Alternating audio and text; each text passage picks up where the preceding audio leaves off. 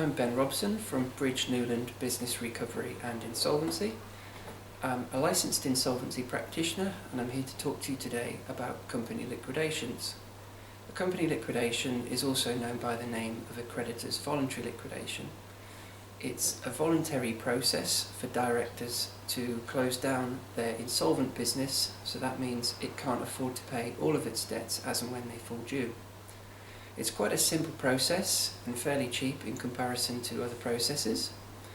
You need to sign a set of notices, and those are notices which invite the members and the creditors to attend meetings where you present some information on the assets and liabilities of the company.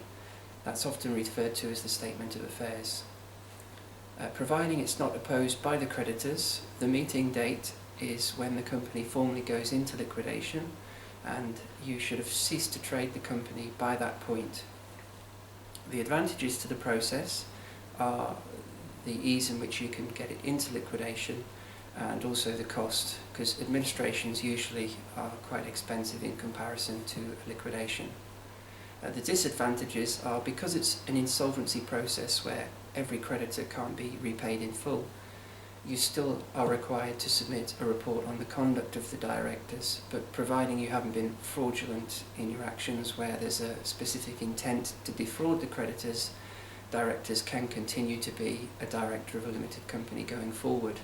And our most common liquidation process is a Phoenix liquidation, where we'll help directors get set up again, where they can buy back all the assets that they wish to take on to be able to trade a similar business going forward.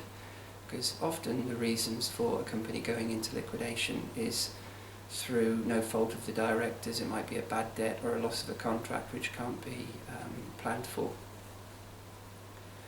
We do have a lot of quite detailed guides on our website. We also have a flow diagram which shows the step-by-step process of getting a company into liquidation.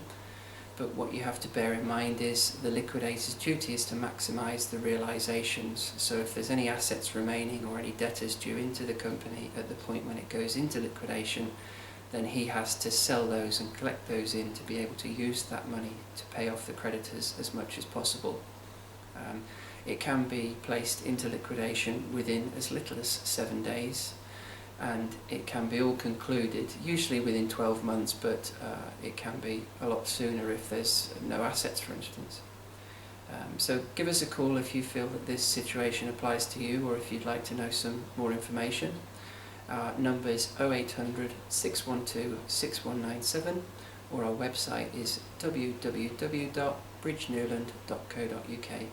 I'm Ben Robson from Newland Business Recovery and Insolvency.